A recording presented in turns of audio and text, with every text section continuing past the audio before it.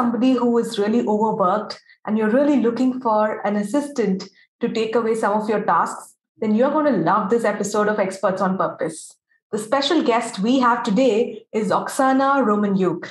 Oxana is the founder and CEO of Remote Rockstars, which offers high-end online business management and professional virtual assistant services to visionary entrepreneurs, industry experts, and coaches.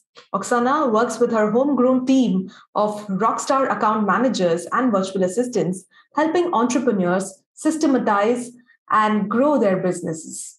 Oxana is a certified online business manager and a proud member of the International Association of Online Business Managers and Association of Virtual Assistants. She has trained countless virtual assistants and has helped multiple entrepreneurs grow their businesses, reach more people, and impact the world. Hey, Oxana, welcome to Experts on Purpose. Thank you so much for having me, Jyotsna. It's my pleasure, Oxana, because I'm a huge believer in having virtual teams, and what you're doing is really amazing. But before we talk about what you're currently doing, can we just rewind a bit and understand a little bit about your background and what led you to start Remote Rockstars? I'm so happy to share. So it's an interesting story because while I was working as a sales and marketing director at a local yoga studio in Washington, D.C., I was doing part of my time or part of my work actually from home. And that kind of gave me a little bit of an idea of just like, that's really nice to have this flexible schedule where I can be technically in the office. And then I also can spend some of my working hours at home while still staying productive and completing my tasks. So around that same time, I came across this newsletter that was called Red Race Rebellion. And all they do is that once a month, they send notifications about a variety of remote opportunities available to freelancers. Nice. And so I subscribed to that newsletter, and soon enough, I started learning more about virtual assistants because a lot of the jobs that they were posting in there were all revolving around virtual support and not only working for individuals, but also being part of the companies and performing remote work that way. And so at some point, I just kind of like decided to make the leap where I quit my work at the local yoga studio. I signed up to work with one of the virtual assistant companies, and that was Belay Solutions. They're absolutely amazing. So we worked together, and I was supporting a few of the clients that came from that company. And then eventually it kind of gave me that confidence, that boost that I was doing really well. And the clients were really enjoying working with me. And potentially I could do that on my own. Right. Jyotsna, what I was looking for mostly was the freedom and flexibility in my schedule. So I really wanted to be kind of like my own boss, setting up my own time and my own working days. And so after some time, I decided to leave the company and started looking for my own clients. And, it was just a matter of about 6 to 8 months that my portfolio really filled up and where I arrived at the point that I needed to make a decision. And I feel like this is actually the point where a lot of business owners are kind of facing this dilemma. Do I stay intimate and small and continue working with the same pace, or do I start growing? And by growing here, I mean, maybe sometimes outsourcing some of the services that, they really shouldn't be doing, stepping kind of more into the CEO role. And that's the path that I took. I love working with people. And so teamwork and building a team was just no question for me. And I started looking for subcontractors. That's how we started growing. This is so amazing, Oxana, because I'll see a lot of people who want freedom and flexibility quit their jobs and become freelancers. But the transition from being a freelancer to a business owner or an entrepreneur is the next leap. And many people do not take that because they feel I wanted the freedom and that's why I've quit my job. Now, if I have a team, then that's going to be a bigger headache for me. And that's why I want to remain a freelancer. So how did you break that mindset and decided to establish your work as a company and not stay as a freelancer? Jyotsna, I feel like that was really based on my previous professional experience, because I already had experience in leadership. And it was just really easy for me to make that step because I felt confident that I could train subcontractors with kind of like the way how I wanted to run the business. And for me, teamwork was just so much more important than my fear of stepping out of the comfort zone. And I feel like there's a little bit of that bravery, right? Like that resilience that we as business owners have to have when we're running our own business, because not everything is always comfortable. And there's so many challenges on so many different levels, right? Like professionally, personally, and maybe interrelationships might be sometimes challenging as well, client work, teamwork, and how to navigate all of that. So yes, plenty of challenges. And I feel like just really people who succeed at being business owners and who want to grow, they do have that extra ounce of bravery and courage to keep persevering and like being persistent at what they want to achieve. Right. From what you say, what I can read, Oxana, is that a lot of times we have this fear, but then if your vision is bigger than that, it's easier to overcome that fear, right? So what was your bigger purpose of starting Remote Rockstars? Other than becoming an entrepreneur and making a lot of money, is there anything else that drives you? Yes. So, when people say that don't make business personal, for me, it is very much personal.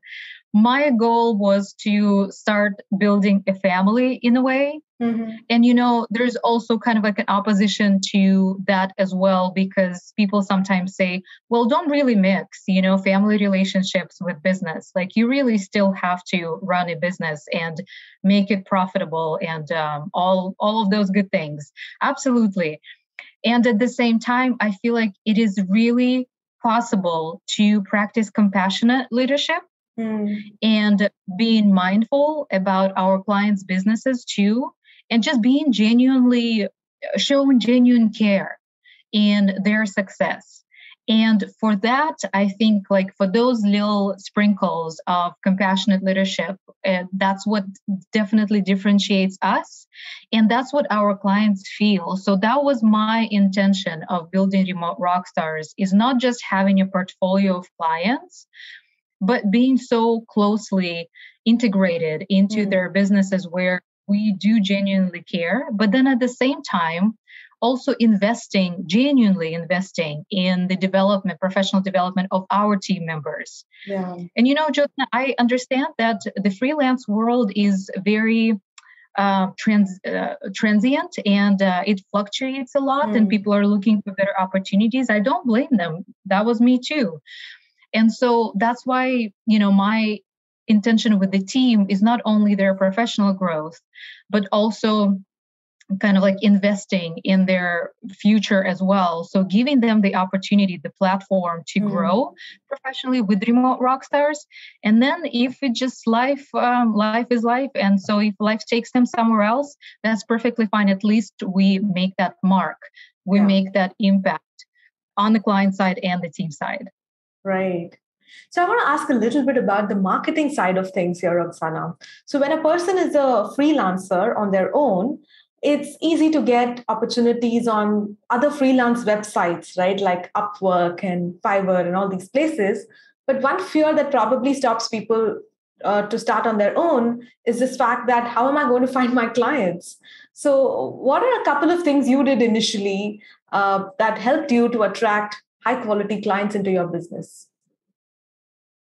Great question. And, I really do love all those online marketplaces because on the one hand, they provide that, equality, right? So a client can choose whoever they want, whoever really resonates with them. And everyone has an equal opportunity to pitch and to bid on a project.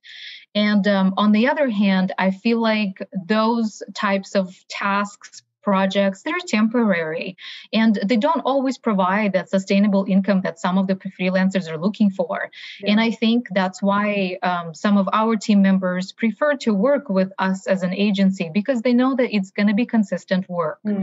So that's one side of things. And then as far as looking for clients, to be completely honest, so some of our clients at the very beginning came from very aggressive networking on social media. And that was primarily Facebook, because I early on made a marketing decision that we were going to focus our attention on Facebook. And I feel like all business owners at some point need to make that decision. What will be their preferred platform of choice? Yeah. And then maybe some other platforms that are secondary. So as primary Facebook groups and professional groups for virtual assistants, virtual savvies, digital nomads, remote work, all of those keywords, when I put in search, there's so many different professional groups. And the fact is that part of those groups are not only freelancers, but also potential clients who are looking to expand and for that business support. And when I see, kind of with my hawk eye, when I see a question about something as like, oh, how much do you think I can charge for this project? Or what's the industry rate these days? These kind of simple questions really give you an opportunity to chime in and then to maybe provide your professional advice and just really show off kind of like your experience. So that's what I was doing a lot in the beginning. So I was networking that way and was trying to be very active. And at the moment, Jyotsna, I feel like we've kind of like reached the point where we don't really have to do that anymore, because most of our clients come from referral. Yeah. I think that's like the perfect life cycle of a company, right? Initially, you do all the networking and you try to be as visible as possible everywhere to get the initial set of clients. But then once your work speaks for itself, either those clients will stay with you or they will refer more of their friends. And then marketing doesn't have to be that tough afterwards. Yes, very well said. Yes. So for new people who are probably listening to us or watching us today, they probably are entrepreneurs who are getting burnt out. They want some support, but probably they are thinking whether they should hire a full-time employee on their own and train them, or they should work with a VA. So what would be your advice to people who are still skeptical about outsourcing their VA work or other admin or operational tasks to somebody else outside their company? There are actually quite a few factors that go into building a trustworthy relationship with the support person, be it a full-time employee or a contractor. There are definitely a few points here to consider, and that would be primarily how well the business is doing when making a decision whether to have an employee or a contractor. So if the payroll for the business looks really kind of like cushiony to really absorb the costs of payroll running, the taxes and the benefits, then why not to have an employee? That way, what's I feel like as an advantage this way is that you can really set up regulations, policies, rules, and standard operating procedures that are very clear, and just maybe be a bit more demanding than you could be with the contractor on the team is also not 100% assurance that they will stay with the team for a while or maybe just for the duration of the contract. So the biggest difference of having contractors is the reliability issue and maybe a bit of a percentage of retention loss. So if, for instance, they are looking for other opportunities, always start working with another client, and we can't really demand from them to stay on the team, or sometimes the contract terms are so flexible that we can't really expect them to stay with us forever. And because there might be better opportunities out there, yes, there is definitely a chance that we might lose them. And then we can't really enforce some of the standard operating procedures, rules, or regulations on the freelancers only because that's just a different play game here. So at the same time, it is easy to work with the contractors, and if I feel like they're motivated by the culture of the company, by the projects, and they really enjoy their team, then they do stay for a long time. For instance, all of the Remote Rockstars team members are contractors. And we have been together for a while now, and it's a really good synergy between everyone here. And so that's kind of just like the choice, one on the financial side, if you can support a full-time employee, and the other one is on the side of like regulations and expectations at work.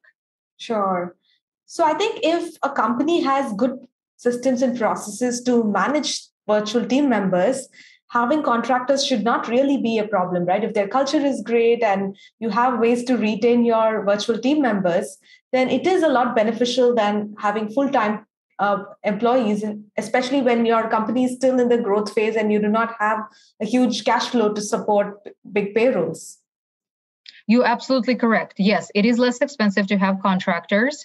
And at the same time, it doesn't mean that they are not invested in the growth and success of the company. So it all depends on building those long-term relationships, not only with clients, but with the team members as well. And just kind of like looking at what motivates them, right? And just like what would make them stay and what interests them. It's interesting, Josna, because recently we've been doing some team questionnaires and feedback forums, and I was curious what really motivates our team members. And for some reason, I don't know why, but like my mind always goes to probably money, financial compensation.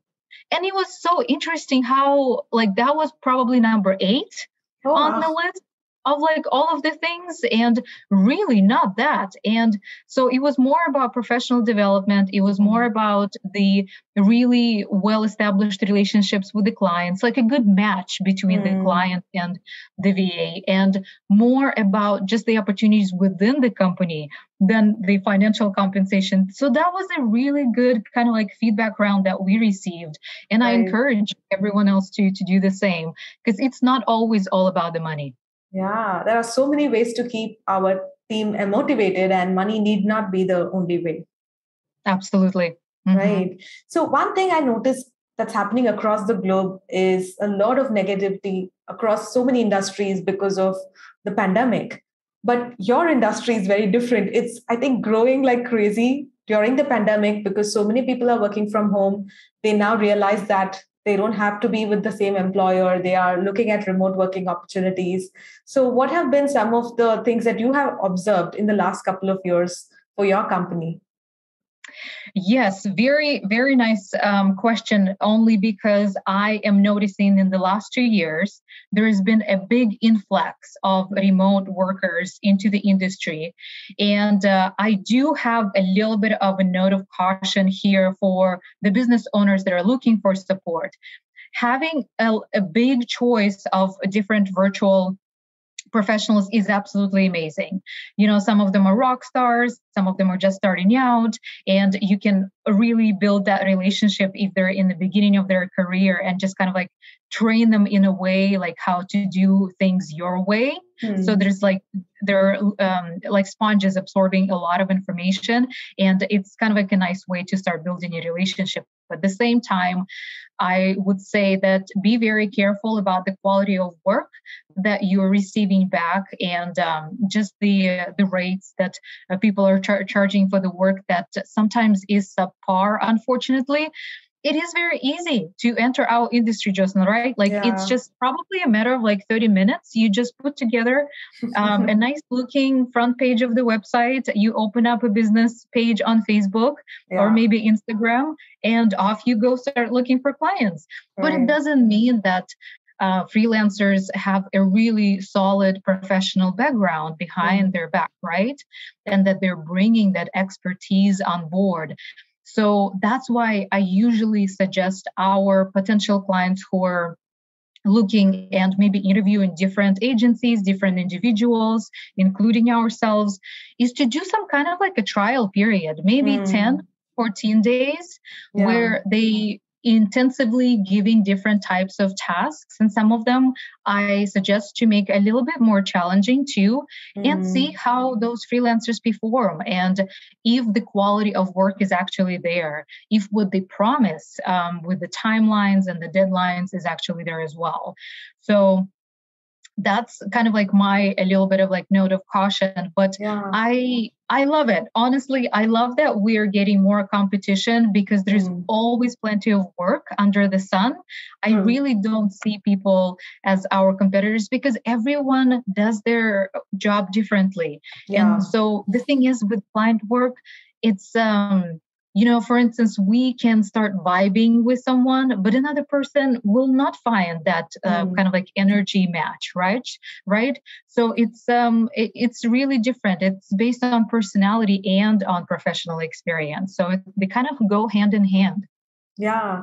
What I really like about the tip that you gave is that one need not hire somebody immediately on a long-term basis without really knowing the quality of their work. It's important to test out their work for a period of time before hiring them.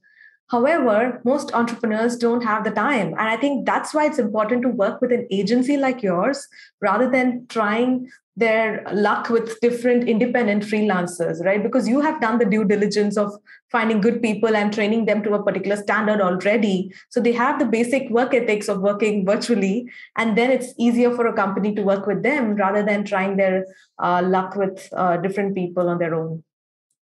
Oh, I couldn't have said it better. Yes, absolutely. That reliability factor is there. Yeah, I'm telling it out of my own experience, Oxana, because when authors work with us, they need to get their cover design, they need editors, they need formatters. They can go to freelance websites and hire these people independently. But imagine the amount of trauma they have to go through when they are not happy with that editor or unhappy with the designer. And that is what the overwhelm is what we save them from when they work with our agency, because we have already done all that for them and we are presenting a set of A players, so which makes their life a lot easier. Absolutely. Yes. And I feel like it's also very important to have maybe like that one point of contact as well, because imagining also managing all those people that become part of your team for the book project, right? Yeah. So it's maddening sometimes because people could be in different countries. It could be different schedules or different personalities. And there you go. Like you have to remember it all and keep it all in your mind. And that's why having virtual support is so important. True. So talking about authors, Oxana, what do you think are some of the activities or areas that authors should definitely outsource to virtual team members? When I was thinking about this question, I kind of like thought that there are actually multiple layers here of support that I feel like authors could benefit from. And on the very simplistic, kind of like very basic level, it could be just a certain amount of research that needs to be done.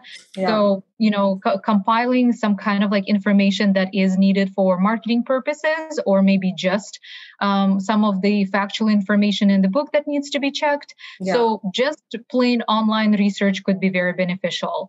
Then on a little bit higher up level, I feel like maybe assistance with some of the marketing strategies as well. So where can the book be advertised, right? Like what are some of the elements of the marketing plan for the launch?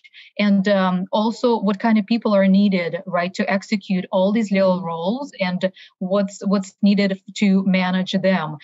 And Justin, that actually brings me to a little bit of a differentiation here. So authors can potentially work with just a regular virtual assistant who will be taking off tasks off their list, right? And it's a bit of mindless work only because you complete the task, you deliver the result, and you're done with that. With Remote Rockstars, we kind of take it a little bit step further, because we consider ourselves more of kind of like account managers. So we're not just taking the tasks off the list, but we're also making suggestions and recommendations how to make certain things better. in terms of operations and running those tasks. So for instance, in the marketing area, since we have a marketing director on the team, we would definitely chime in with some of the suggestions and recommendations how to maybe make an existing plan better. And also regarding social media, right? So that's another area where authors can definitely benefit from having virtual support, because I feel like a lot of authors, business owners, entrepreneurs really suffer from inconsistency, being on social media and not finding the right time, the right moment. Because that's not their, core area of genius, right? They're supposed to be working on the book and not be posting on social media all day. Yes. And then another area I feel like of virtual assistants that sometimes is overlooked is also the financial part of the entire project. Maybe as simple as bookkeeping, right? And making sure that all of those team members who are working with the author are getting paid on time and everyone's happy and all of the rules and the payroll is observed. So those are kind of just like very basic areas. I feel like graphic design, something that you already mentioned, is also huge, right? So just working in the graphic design area and working with a virtual assistant who might actually have those skills already, building out even the online presence for the book launch, right? And for the book project, maybe having a website or maybe some landing pages, sales pages. And maybe there is going to be a sales funnel that is part of the launch project as well. So that is something that a virtual team member can also help with. All depends on what is missing, right?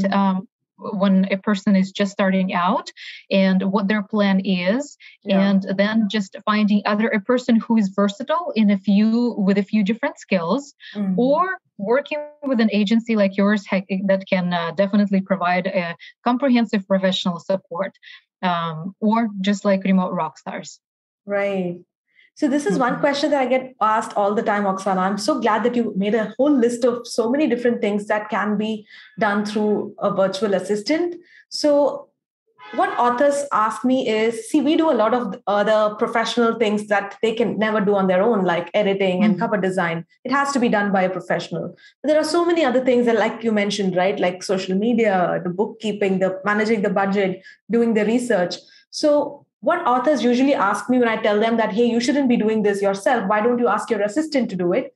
So they ask me, should I hire one full-time assistant who can work for like 8 hours doing all these different tasks?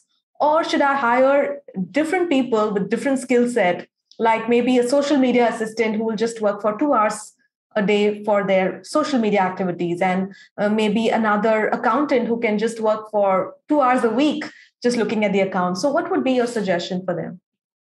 That is a good question, because I feel like it is highly dependent on the type of person that they found, that find. So on the one hand, with the virtual assistant, they might be more generalist, right? And they can handle the inbox. They can definitely maybe do some part of the customer service work, like responding on behalf of their client and managing the inbox, not only incoming emails, but also responding, and then also calendaring and scheduling. So that kind of like that generalist online research would go into that, or maybe creating some databases of information. But some of the specialized skills like social media, graphic design, maybe building some landing pages, maintaining the website. So I feel like those professional skills don't always come by default with a virtual assistant. So it would, I guess, really depend on their expertise and what kind of professional background they already have. And if, for instance, they are an author is lucky to find a virtual assistant who is not only good at admin tasks, but also some of the specialized work, that's amazing, right? Because then they can really provide a better comprehensive support. But what I feel like they can also take advantage of is to task their virtual assistant, if they're just a generalist and they have a few other people on the team who are doing more specialized work, to task the virtual assistant with the a little bit of project management, just really kind of keeping an eye on their deadlines and whether they are on track. instead of putting everything on the client, maybe just taking a little bit of like their role a step further and doing it a bit of a team management so that their client, again, still feel that like relief in the support that they're providing and doesn't have to stay on top of every single member on their team. That could be a very beneficial add-on. And I feel like if a virtual assistant were to add that or to suggest that to an author, I mean, who's going to say no to that? Right. And that adds value. Mm-hmm. Sure. Thank you for giving those brilliant ideas, Oxana. So if somebody were to reach out to Remote Rockstars, what would be the next steps for them? Like, do you have to speak to them to understand their requirements? How does it work? It's really easy to find us online. Our website is remoterockstars.com. We have a business page on Facebook, Remote Rockstars, same with Instagram. And also on Facebook, we have a group, Remote Rockstars Club, that is designed for virtual assistants, whether aspiring or experienced, and business owners who are looking for virtual support. But typically, the best way to reach us is just to email us at success@remoterockstars.com. And just to describe kind of what you desire, what your ideal situation is. And we will help you find support. If there's someone might not be available on our team, we're so well connected in the industry over the years. We have built great relationships that we will make a recommendation for a rockstar person that will work.